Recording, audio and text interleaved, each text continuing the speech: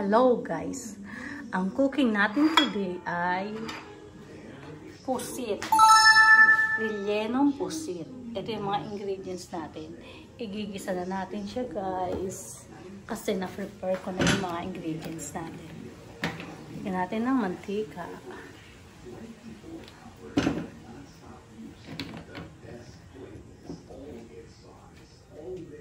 Tapos, lagyan natin ng bawang.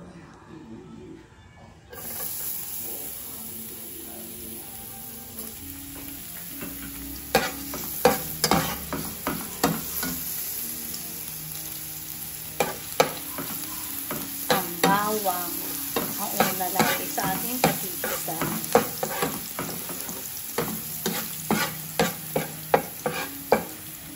Tapos, lagyan natin ng kamatis. Sarsyadong ay ano pala? Sarsyadong kamatis. Ano ba tayo? Ano lang tayo? Rellenong bangus. Pero yung rellenong bangus natin, may kamatis. Tapos lagyan natin ng sibuyas.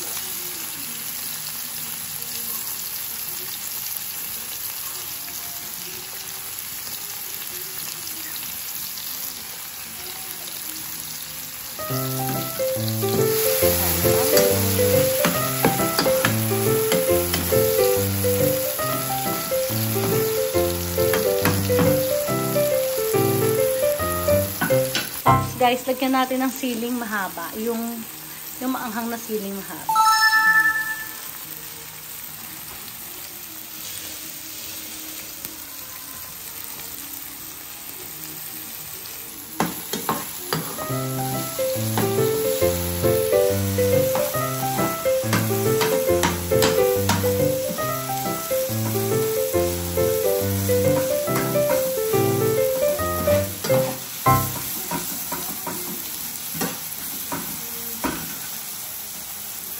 Tapos lagyan natin ng giniling baka.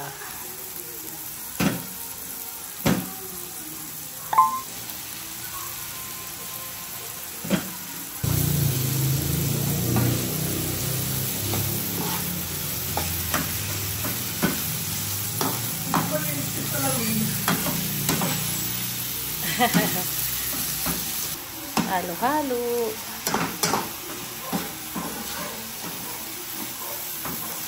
Tapos lagyan natin siya ng asin. Lagyan natin siya ng paminta.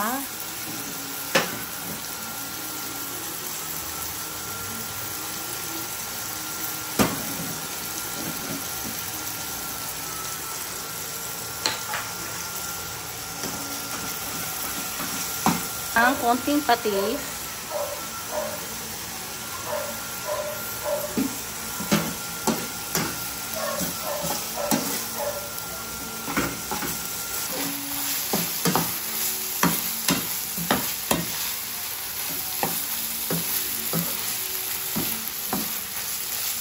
Tapos guys, lagyan natin ng celery. Yung ano lang, yung pinakatangkay lang.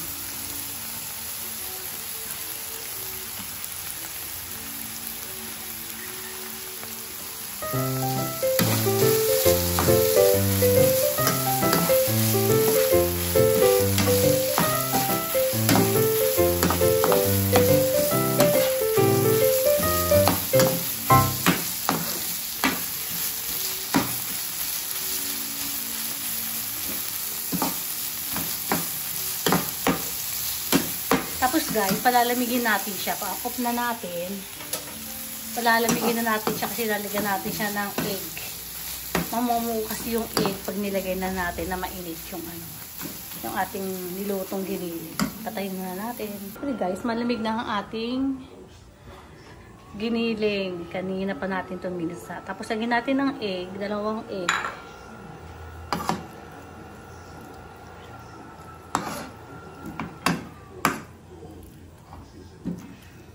Lagyan rin natin itong keso. 2 keso. Yung nilalagay sa bread. Yan. Kahit anong klaseng keso. Guys, pwede.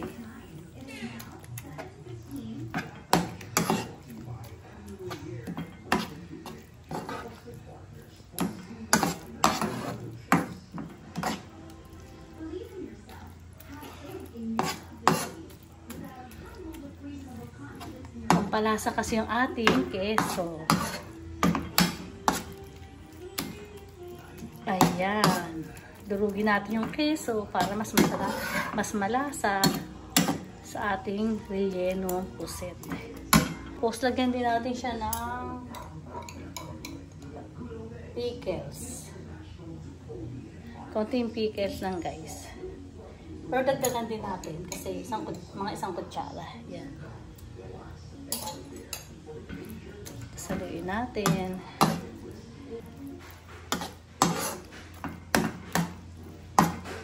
Okay na siya guys. Tapos lagyan na natin siya sa loob ng puset. Ito yung puset natin guys. Tapos lalagyan natin ng piniling sa loob.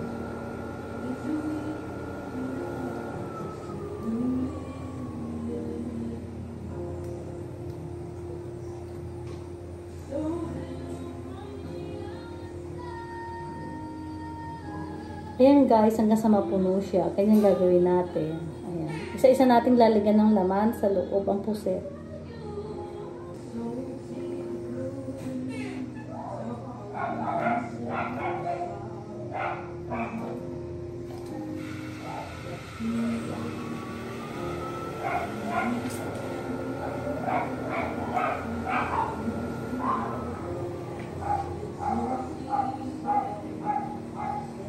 Guys, okay na yung relleno nating puset. Ito na guys, naayos ko na siya. Yung kanina, yung giniling natin, nilagay ko sa loob. Tapos ito, tinusok-tusok natin ng isa-isa, nilagay natin sa loob yung yung kanyang giniling. Tapos yung ulo, ayan, papasok mo yung ulo sa loob. Tapos tutusukin mo ng stick. Dapat yan toothpick. Kaya lang guys, naubusan ako ng toothpick. Alam mo ba, nagsibak-sibak pa ako ng kahoy. Ito yung chopstick. Sinibak-sibak pa. Ito ginawa ko pang ganito. Isa-isa. Ito pa yung natira. Ayan. Ito tusok mo dyan yung ulo. Tapos tutusukin mo itong stick. Para yung giniling na relleno, hindi siya matapon. Tapos guys, may natira pa tayong ito yung giniling, na may natira pa tayong sabaw ng giniling, at saka yung laman ng puset, ayan o. Yung mga taba-taba, at saka yung yung tinta niya. Tapos ito yung mga pang-salt pa natin. Ngayon, igigisa natin, lagyan natin ng butter. Ayan, para malasa siya.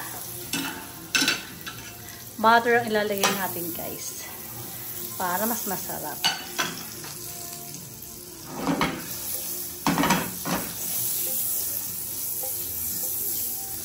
Tunawin natin yung butter, tapos lagyan natin ng bawang. Siyempre, igigisa natin siya ulit. Lagyan natin siya ng bawang.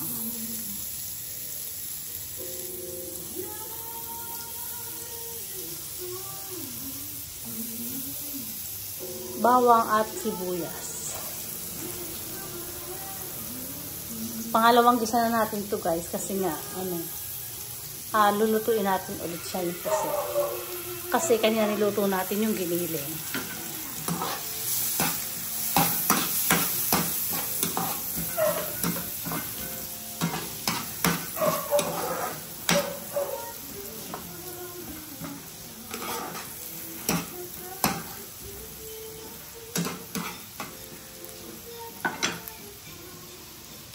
Celery natin, lalagyan natin siya ng celery din sa loob, sa labas, kasi yung celery natin kanina nasa loob.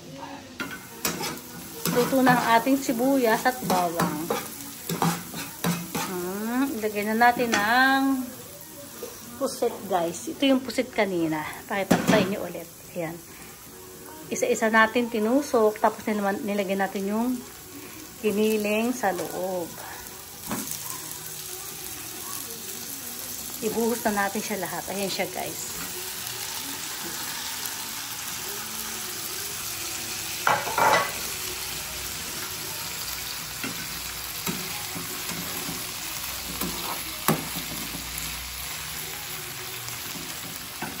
Tapos ilagay natin yung puset.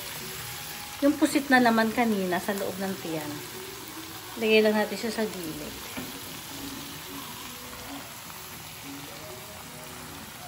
Yung pusit, itlog. May itlog ng puso.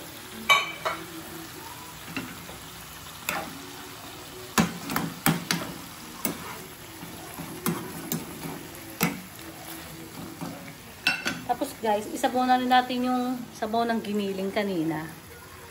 Yung ano, yung giniling na sumobra.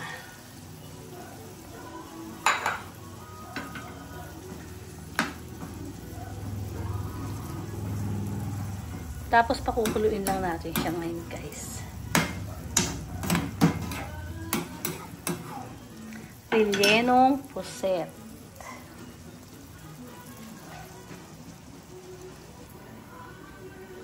Open natin yung takip guys.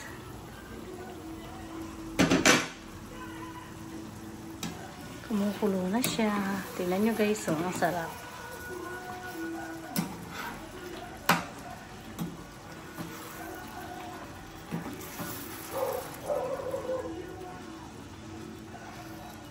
Wow! Rellenong bango. Ay, rellenong bango. Rellenong puset.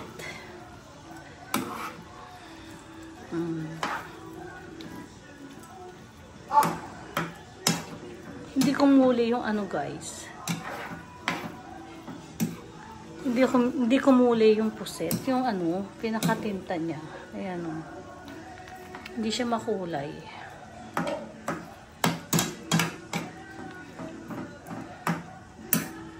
Hindi na natin siya lalagyan ng mga ingredients. Kasi yung ingredients natin kanina guys, yun yung mga nilagay natin kanina sa giniling. Baka umalat siya. Tapos marami na rin siya paminta. Tapos ilagay natin itong dahon ng celery. Ayan. Tapos takban muna natin siya ulit.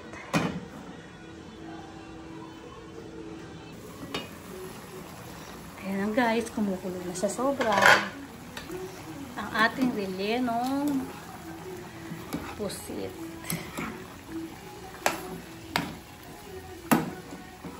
Huwag na natin siyang takban kasi para matuyo ang sabaw. Ayan.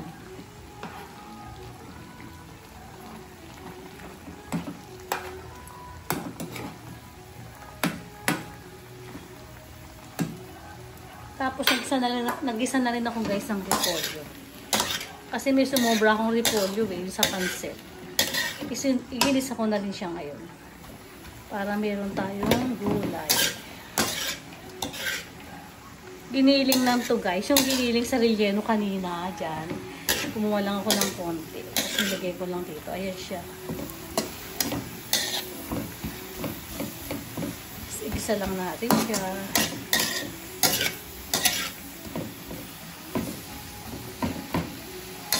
Haluin lang. Nilagyan ko ng konting toyo. Tapos yung relleno natin. Titiluin lang natin yung sabaw.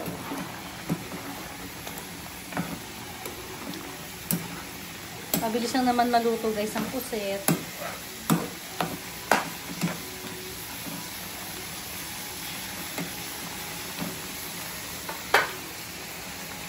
Rellenong bango. Ay, rellenong puset. Ay, naku guys. Sorry, mali-mali. Ayan guys. Higililig siya sa loob. Ginawa natin kanina. Super sarap. Yummy.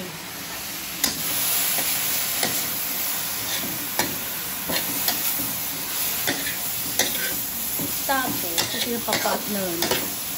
Mahilig kasi ako sa gulay. Kung hindi ka magra-rice, ito na lang repolyo. Tapos, itong ating puset. Diba? Ayos.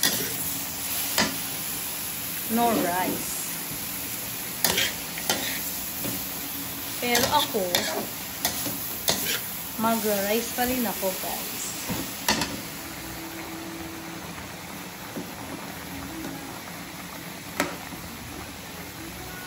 Dagdagan natin siya guys ng paminta. Gusto ko kasi medyo maanghang sa paminta. Ayan.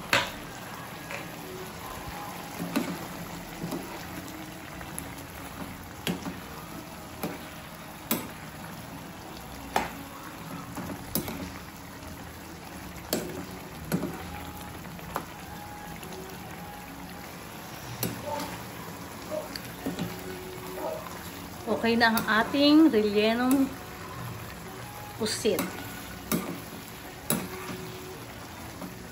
Ayan guys, ang ating rellenong pusit. Ang sarap. Tingnan niyo guys. Wow.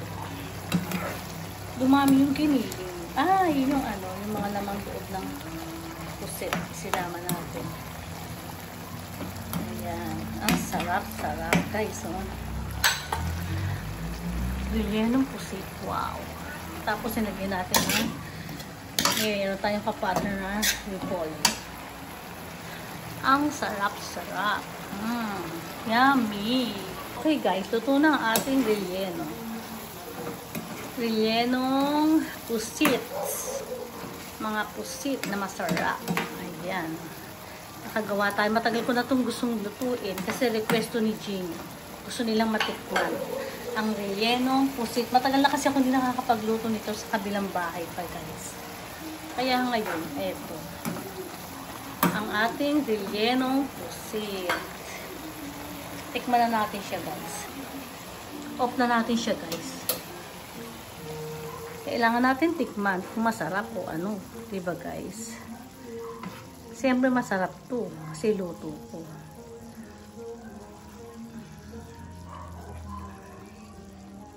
Sarap guys oh.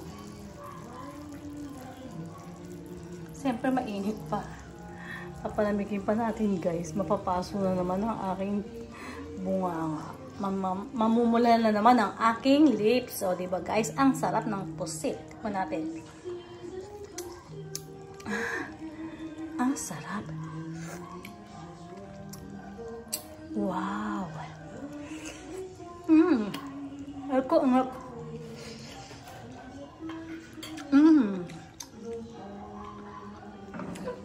ang sarap guys. Tapos, lagyan natin ng spring onion. Ayan. Diba? The best ang ating rellenong bangus. Ay, sorry guys. Hindi pa kasi ako gumagawa ng rellenong bangus. Gagawa nga tayo ng rellenong bangus pagkatapos nito.